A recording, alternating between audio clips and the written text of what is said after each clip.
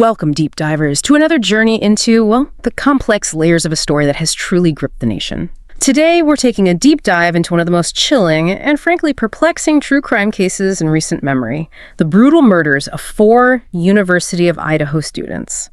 This isn't just about what happened, the grim facts. It's about the whole picture, the painstaking process of justice, the incredible police and detective work, the really gripping courtroom proceedings, and, well, the baffling psychology of a perpetrator who remains this silent enigma. Indeed. In this case, it really presented a unique and profound challenge, not just for law enforcement, but for the community, for the public. You have this horrific, seemingly inexplicable act, then this intensive multi-state manhunt, and yes, ultimately a conviction.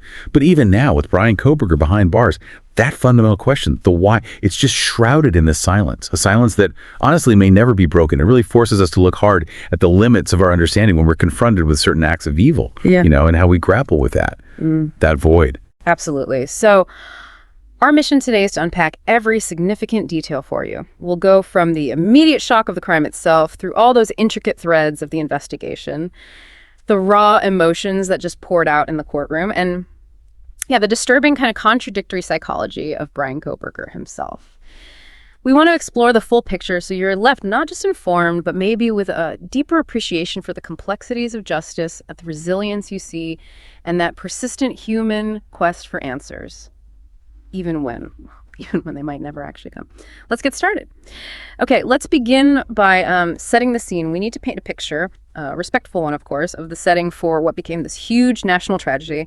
Imagine Moscow, Idaho. It's really that quintessential quiet college town, right? Nestled among hills, far from big city life. It's a place where student life at the University of Idaho revolved around, classes, friends, those late night gatherings are just normal for young adults. And the off-campus home where this all begins, by all accounts, just an ordinary student house, a place you'd assume was safe, like countless others across the country. But then, in the early hours of November 13th, 2022, that ordinary rhythm was just, shattered, interrupted by this act of unimaginable violence that would completely change how that community felt about safety. Forever. You've set that scene perfectly. And in that home, these 4 vibrant young students, Kaylee Goncalves, Ethan Chapin, Xana Kernodle, Madison Mogan, their lives were just tragically cut short. They were friends, Ethan and Xana were a couple, just living their lives. And the horror wasn't just the loss, but the sudden, horrific nature of it, a home invasion.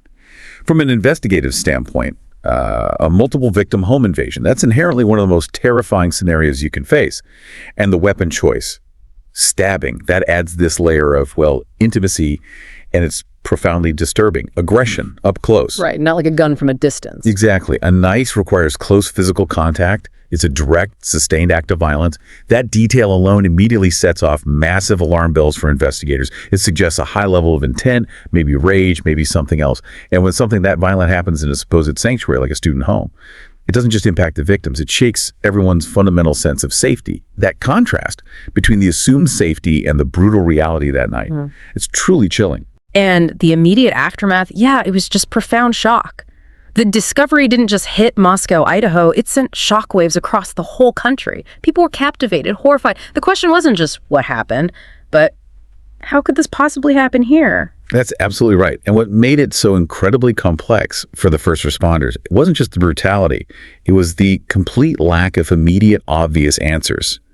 There was no clear suspect right off the bat, no apparent motive, and crucially, no discernible connection between the victims and whoever did this. Nothing obvious. This wasn't a situation like, say, a domestic dispute or a known rivalry where you might have an immediate person of interest. Right. That's often where investigations start.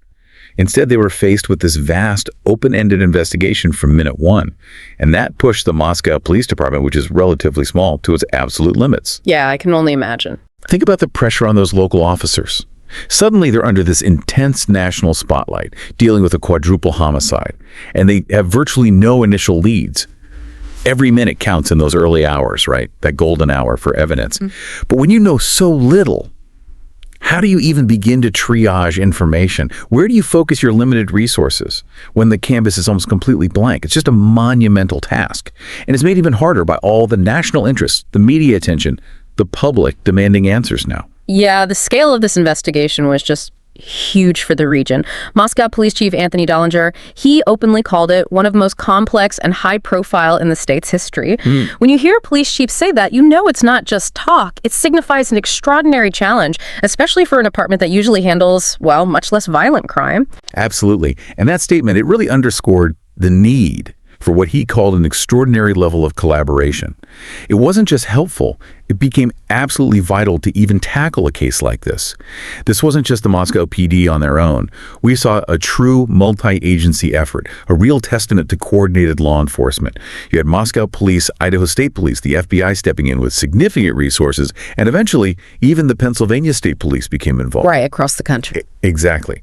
And this kind of cooperation is critical because a case like this demands immense resources that, frankly, no single department, especially a smaller one, could possibly provide on its own. We're talking meticulous forensic analysis needing state-of-the-art labs, advanced data processing for just mountains of digital evidence, and, crucially, that cross-state coordination when the suspect's trail leads thousands of miles away. And you also mentioned the funding Idaho Governor Brad Little playing a vital role, providing funding to ensure the job was done right. And that's not just about throwing money around. It means overtime can be paid. Specialized tech can be brought in. Investigators aren't held back by budget limits when they need to chase down every single possible lead, no matter how small or far-fetched it seems initially. It truly became this unified front against an unknown threat at that point. And beyond the official channels, the public response was just overwhelming, wasn't it?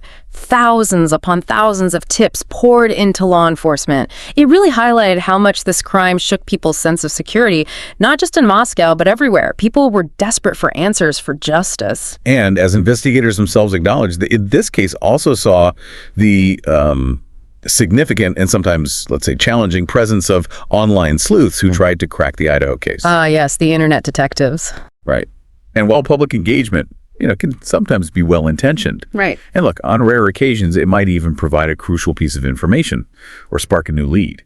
It also presents this unique and immense challenge for big investigations, especially now in the age of social media. On one hand, yeah, you have thousands of eyes and ears out there, some genuinely trying to help. But on the other hand, you get the rapid spread of misinformation, wild speculation that can unfairly target innocent people. Yeah, that can be really damaging. Extremely. And there's the risk that crucial evidence could get buried in the noise or even inadvertently tainted. So investigators, they found themselves having to sift through this enormous volume of information, a lot of it just distracting, some of it actively harmful, trying to find those genuine needles in a giant digital haystack. It's really a double-edged sword. It adds another complex layer to an already incredibly difficult process, and it takes significant resources just to manage and monitor that whole digital sphere. Okay, let's unpack this a bit more. Despite that initial vacuum, that lack of obvious leads, investigators were meticulously gathering tangible evidence. Right. Slowly, piece by piece, starting to narrow things down. This is where that painstaking, often unseen detective work really shines. That's right. And one of the earliest and arguably most crucial pieces of that puzzle was the white Hyundai Elantra. It was initially identified as a vehicle that was filmed near the scene of the crime around the time the murders happened. Okay. Now, the work involved here is just staggering. Imagine analysts and officers spending hours upon hours sifting through countless hours of surveillance footage, from city cameras, traffic lights, private doorbell cams, even dash cams from businesses and individuals. Wow. They're looking for one specific make and model, trying to track its movements in the middle of the night, cross-referencing timestamps, looking for any tiny distinguishing feature to narrow it down. It's like finding a single specific thread in this massive, complex tapestry. This kind of meticulous visual tracking, it's fundamental in connecting a potential suspect to a crime scene. Often you're working backwards from the crime itself to identify vehicles or people who might be persons of interest. And in this case, that specific white Elantra stood out. And here's where it gets really interesting, right? The kind of breakthrough that modern policing relies on so heavily now, the evidence from cell phone records, that was absolutely critical, wasn't it? These weren't just like random pings. The records didn't just casually put the 30-year-old near the Moscow off-campus home at the time of the murders. It was more specific than that. You're absolutely right to highlight the power of cell phone data. It's huge. And if we dig a little deeper into what those records revealed, the pattern was truly unsettling, chilling, really. And it spoke volumes about his behavior. both before and after the crime, showed he didn't just happen to be nearby that night. He drove by the house repeatedly in the weeks and days leading up to the murders. Repeatedly, like scouting it out. It strongly suggests that, yeah. Or some kind of disturbing surveillance. But here's the kicker. The data also showed him driving by hours after the crime had occurred. Hours after. Yes, hours after. Now, that kind of behavior, it's not accidental. It's not coincidence. It points strongly towards, well, a few possibilities. A deep, disturbing form of surveillance, maybe. A morbid curiosity. Or some kind of twisted, meticulous planning and execution.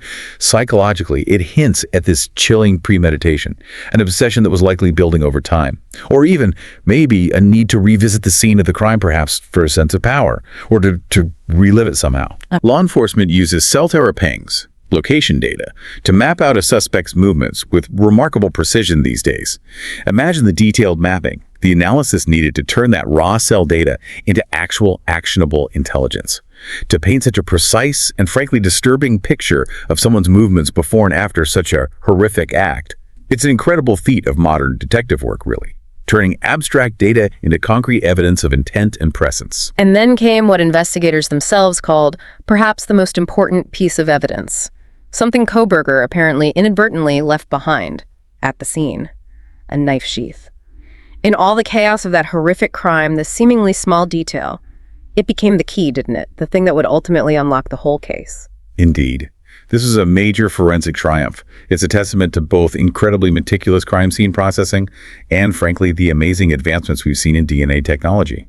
DNA from that knife sheath was painstakingly collected, preserved, and then later.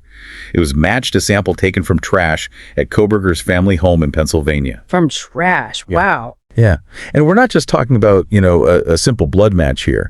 This likely involved advanced techniques like touch DNA. That's where even microscopic skin cells, just transferred through contact, can be amplified and analyzed to build a full genetic profile. It's incredible stuff. The FBI, recognizing how critical this lead was, how powerful a genetic link could be, they dedicated significant resources to forensic analysis on this case, specifically when it came to genetics and DNA. Right. And this level of precision, it allows investigators not just to confirm a suspect was at a crime scene, but to establish a direct link between that suspect and a specific item, potentially the weapon or something closely associated with it. Yeah. So this knife sheath, this seemingly insignificant discarded item, it became the definitive piece of physical evidence. It directly linked Kohberger to the victim's home and very strongly to the weapon used. So once they had that definitive DNA match, a 6-week manhunt was officially on. But not just in Idaho, right? It led investigators across state lines. A real testament to how persistent law enforcement can be, even when someone tries to disappear. Exactly. The trail ultimately led them over 2,500 miles away, all the way across the country to Pennsylvania. That's where Kohberger was spending his holiday break with his family. He was finally tracked down and arrested there by the Pennsylvania State Police, who were working in very close coordination with the FBI and the Idaho authorities. And this cross-country pursuit and capture, it really highlights the kind of seamless coordination that happened between all these different state and federal agencies. It wasn't just about identifying him once they had the DNA. It was about silently surveilling him, confirming his location, planning and executing a safe, effective arrest operation without tipping him off. It really showed that even trying to flee across the entire country wasn't enough to escape that relentless pursuit. The arm of justice, when it's fully extended like that, it can reach incredibly far. Now, what about Bryan Kohberger's demeanor? When investigators first talked to him in Pennsylvania right after the arrest, they noted he was, quote, calm, relaxed, and emotionless during that initial sort of surface-level discussion. That seems striking, given what he was being accused of. It is indeed very striking. That composure, that initial calm, relaxed, and emotionless demeanor, it offers a very telling and, quite chilling glimpse into his psychological state. Why would someone accused of something so horrific appear so dispassionate?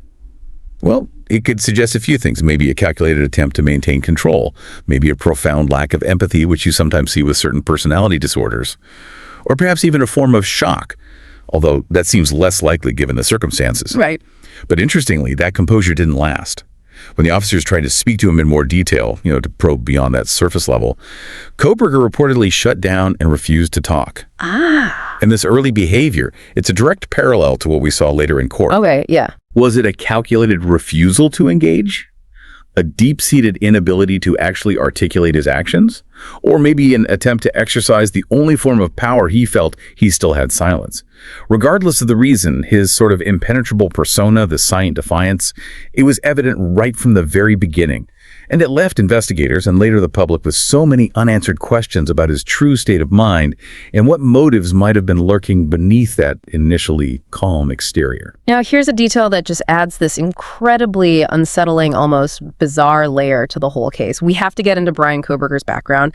The fact that he was a 30-year-old criminology doctorate student, it's truly fascinating and deeply disturbing. And it raises just profound questions about his motivations, doesn't it? You're absolutely right. His academic focus specifically was on forensics, crime scenes, that sort of thing. He was essentially studying the very subjects that were now the focus of the crimes he was accused of committing. Yeah, it's just... It immediately raises this important and, chilling question that criminologists are still trying to grapple with. Did his studies inform his crimes? Did it maybe allow him to attempt to evade detection? Apply theoretical knowledge to his grotesque acts? Did he understand crime scene mechanics from an investigator's perspective? Or was it merely a morbid academic fascination?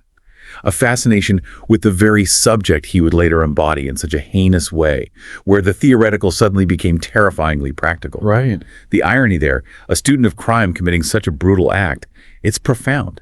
And it makes it incredibly difficult to place him within typical offender profiles. It just blurs the lines between academic interest and active pathology. Does his background make it more predictable in his methods? Maybe. Yeah. Or less predictable in his underlying motivations? It really complicates everything we might think we know about his potential reasons and methods. And despite this dark act, investigators confirm something else really surprising. No evidence of any prior criminal history, no recorded history of violence, no predisposition to commit these crimes. Prosecutor Bill Thompson explicitly said they were not aware of any behaviors like that, and he even addressed those concerns about him maybe being a serial killer in waiting. He shut that down, this clean slate. In many ways, it makes the crime even more perplexing, doesn't it? It really does. And it raises this critical question that challenges many of our standard assumptions about offender profiling. Yeah. How does an individual with no apparent violent past, no known history of escalating aggression, how do they suddenly commit such a brutal, calculated, high-stakes act like this? In criminal psychology, we often look for a trajectory, right? A pattern, a gradual escalation of maybe problematic behaviors or minor offenses leading to more serious ones. But here, it appears, at least on the surface, to be this sudden, terrifying eruption from a seemingly clean slate. And that leaves us with this profound void in understanding his development into a killer. It challenges that idea of a serial killer in waiting with some kind of traceable past to suggest maybe a deep hidden pathology that just manifested abruptly. Or maybe some kind of break with reality triggered by something we just don't know about. It makes understanding his psychology incredibly complex. It moves beyond simple classification into the realm of the truly, deeply inexplicable. But maybe the most baffling aspect of this entire case, something that truly frustrates any attempt at understanding, is what investigators discovered, or rather didn't discover, about motive. They used every resource possible, they said, but they never to this day found a single connection between Kohberger and any of the 4 victims, or even the 2 surviving roommates. No social media links, no prior encounters, nothing. That's almost unheard of in crimes that are this intimate, this violent. What's truly fascinating and profoundly disturbing here is that complete void, that lack of any known link. In most true crime cases, understanding the connection between the perpetrator and the victim, it provides a crucial pathway to figuring out the motive. It offers some form of logical explanation, however twisted that logic might be. Right, you can usually see some reason. Exactly. But without it, the act remains isolated, almost alien. And that makes it profoundly disturbing for anyone trying to comprehend it. This really challenges our conventional understanding of criminal motivation. It forces us to consider darker, maybe less rational possibilities. Investigators openly stated, for whatever reason, Kohberger chose that residence, and flat out, we do not know why. They just don't know. They just don't know. The psychological implications of an apparently random yet seemingly highly targeted attack are immense. Why that particular house? Why those specific individuals? Without a clear connection, without a discernible motive, the act feels completely untethered from any rational explanation we can grasp. And that's perhaps the most frightening aspect of all. It suggests motivations that are maybe so deeply internal, so perverse, or so utterly devoid of the logic we understand that they just defy our human capacity for comprehension. And that makes the crime all the more unsettling. So the legal process, it ultimately led to a plea deal. And while that provides a form of legal resolution, it certainly didn't bring full closure for everyone involved, did it? Right. Bryan Kohberger pleaded guilty. That avoided the death penalty. The result was 4 consecutive life sentences without parole, plus an extra 10 years for burglary. And he was ordered to pay $55,000 to each victim's family. But for many, especially the families, that legal outcome just felt insufficient. You're right. And that plea deal, as you can probably imagine, it sparked immense complexity and, frankly, division among the victims' families and the wider public. Look, it's often a calculated decision by the prosecution, right? They make it to ensure a conviction, to avoid the incredibly lengthy, emotionally draining, and honestly unpredictable process of a capital trial and all the appeals that come with it. Right. It guarantees he stays locked up. It guarantees that. Yeah. But for the families, it can feel like a profound injustice. Kaylee Goncalves' brother, Stephen, he openly criticized it, called it a deal with the devil. Yeah. He expressed that deep feeling that our family was never given a fair chance at justice, that they felt left out and unheard. Yeah, heartbreaking. It really underscores that agonizing tension that often exists between a legal resolution, which aims to conclude a case within the law's framework, and a family's desperate, visceral need for what they see as ultimate justice, for a full accounting, which often feels denied when the death penalty is taken off the table. It's this heartbreaking clash of priorities, where the legal system's need for certainty and finality can feel like a betrayal to those who are seeking ultimate retribution and maybe even explanation through a trial. And the victim impact statements delivered during the sentencing, they were just profoundly emotional, a torrent of grief, just raw and unfiltered, poured out by parents, siblings, grandparents, friends. The courtroom just became this space of overwhelming sorrow and anger. Even the judge, Stephen Hippler, was reportedly seen wiping away tears at one point. He commended their bravery, expressed awe at their courage facing such unimaginable loss. Oh, those statements were truly heart-wrenching. They provided this powerful, unvarnished look at the real human cost of this crime. Madison Mogen's stepfather described his daughter being taken senselessly and brutally, just articulating that utter devastation, the senselessness of it all. Kaylee Goncalves' father, Steve, he directly addressed Kohberger with these searing words saying, "Nobody cares about you," expressing this universal disgust that just resonated through the entire courtroom. Powerful. Extremely. Xana Kernodle's sister, in her own strong statement, she declared right to Kohberger, "This moment isn't about you," she said, "but about justice for those 4 young lives," shifting the focus away from him and onto the profound loss. And then there's that really poignant moment. Kim Kernodle, Xana's aunt. While offering this sort of glimmer of forgiveness, she still pleaded directly to Kohberger, saying, "Anytime you want to talk, I'm here for you. I have questions." Wow. Even then, it just highlights that even in the face of unimaginable loss, even when people are trying to find closure, that fundamental human need for understanding, for the why, it just persists. It's this enduring testament to the human spirit's desperate search for meaning, even in places where none seems to exist. And through all of this, through these agonizing statements, through his sentencing, what was Bryan Kohberger's behavior like in court? He remained mostly expressionless, apparently. His arms in his lap, eyes trained on the bench, showed no visible emotion, even as his life sentence was delivered. It's like he was consciously projecting this impenetrable facade. He was a stone wall. Completely. And when Judge Hippler gave him the opportunity to address the court, to say anything, Kohberger simply stated, "I respectfully decline." Just decline. Just decline. And this silent defiance, it connects directly back to his behavior right after his arrest, remember, where he also shut down when pressed for details. The public gallery's reaction, that audible cry of coward, it really encapsulates the deep frustration, the anger his silence provoked. Yeah, you can understand that reaction. Absolutely. Psychologically, his unwavering silence, it's a powerful act in itself. What does it achieve for him? Is it an attempt to maintain some semblance of control in a situation where he's utterly lost all control? Is it a sign of that profound lack of empathy we talked about, a characteristic of certain psychological profiles? Or maybe just an inability or an unwillingness to articulate motives that are either too dark, too incomprehensible, or maybe even too embarrassing, even to himself. But from the perspective of the grieving families and society looking on, his silence just compounds their pain. It leaves this unfillable void where answers should be. It denies them any shred of understanding, prolonging their torment and ensuring that the question of why will just forever echo in the background of this case. Hashtag 6, the judge's verdict, and a lingering shadow of motive. Judge Stephen Hippler's words during the sentencing were, well, they were powerful, utterly unfiltered. He didn't mince words at all. He called Kohberger the worst of the worst, called him a coward who senselessly slaughtered his 4 victims. It was just this raw, visceral condemnation right from the bench. The judge's condemnation was absolute, yeah. But what's especially significant, I think, is his profound acknowledgement of that central, agonizing mystery that has just consumed this entire case from the beginning. He stated, quote, "We know for certain who committed these acts of evil, but what we don't know and what we may never know is why." Wow. That just perfectly encapsulates the lingering shadow hanging over this whole case, doesn't it? Even with the conviction, even with the sentence. The who is answered, the how is largely understood, but the why, it remains elusive, this gaping hole in our understanding. And it's pretty rare admission from a presiding judge, actually. It really highlights the deeply unsatisfactory nature of a case where the fundamental motivation remains completely opaque. So what does this mean for us? For the public and our collective almost obsession sometimes with the why? The judge actually offered some deep insight into the danger of focusing too much on it. He argued that to continue focusing on it is to give Kohberger relevance, and maybe, just maybe, the very attention he craves. This is such a critical psychological trap that the judge identified.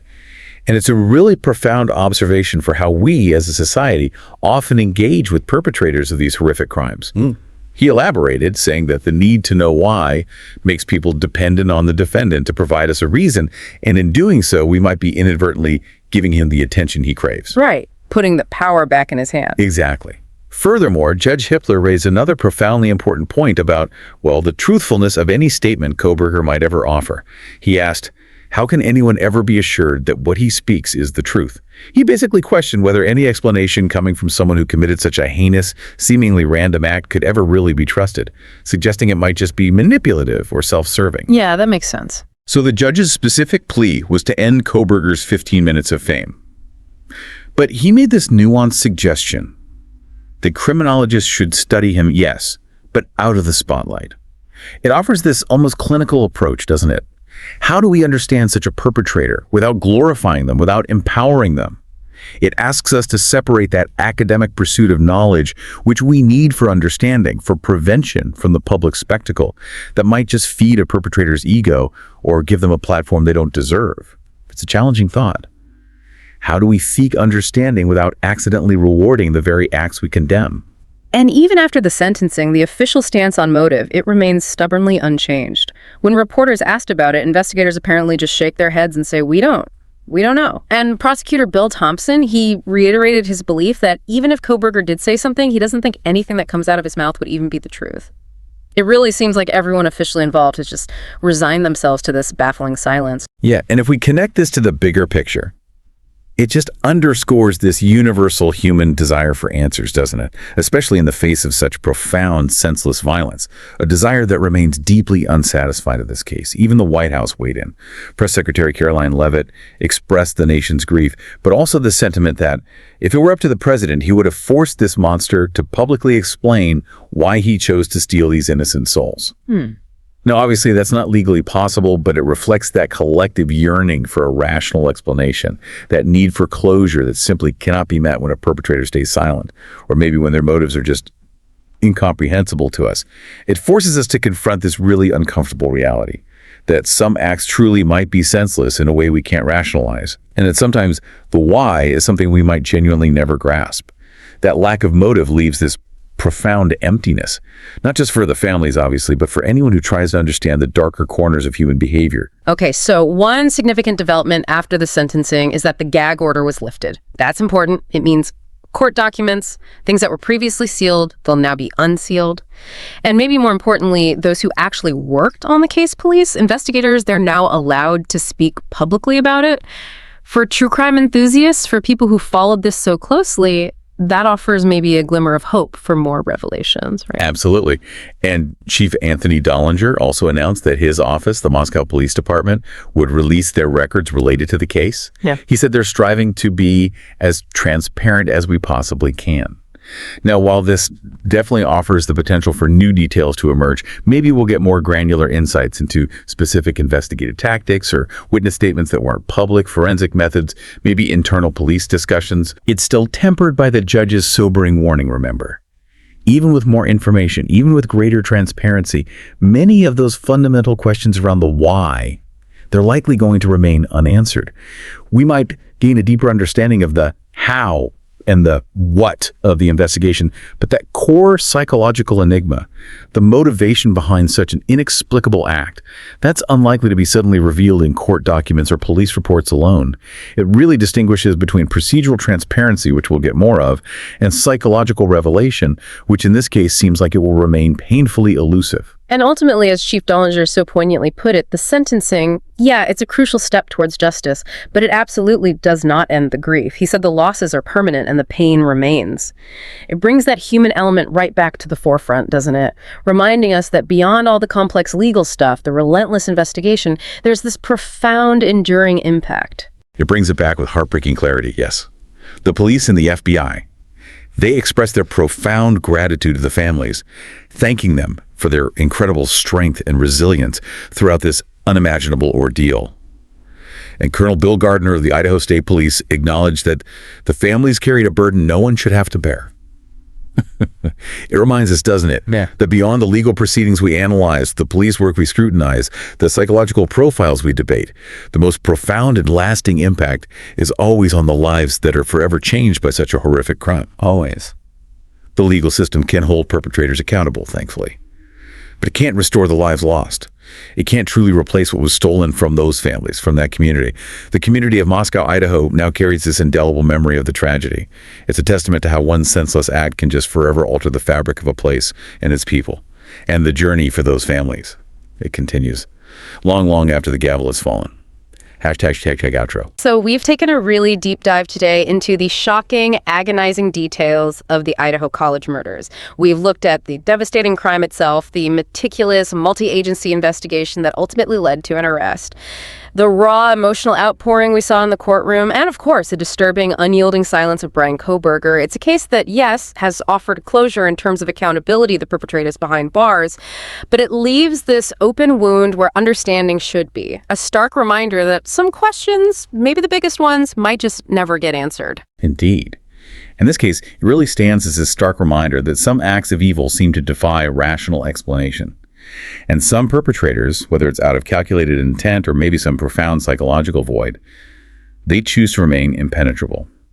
And the judge's observation that obsessing over Kohberger's why might only serve to grant him the very attention he craves.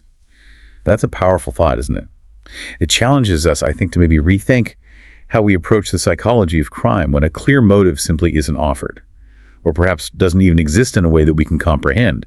It forces us to acknowledge that some darkness might simply be without a rational precursor we can neatly identify. So what does all this mean for you, our listener, in a world that constantly seeks to connect the dots, right, to understand every motivation? What does it truly mean to confront a crime where the central agonizing why is deliberately withheld or maybe is simply unknowable to us? Well, this leads to a final, perhaps provocative thought that extends beyond just this specific, tragic case.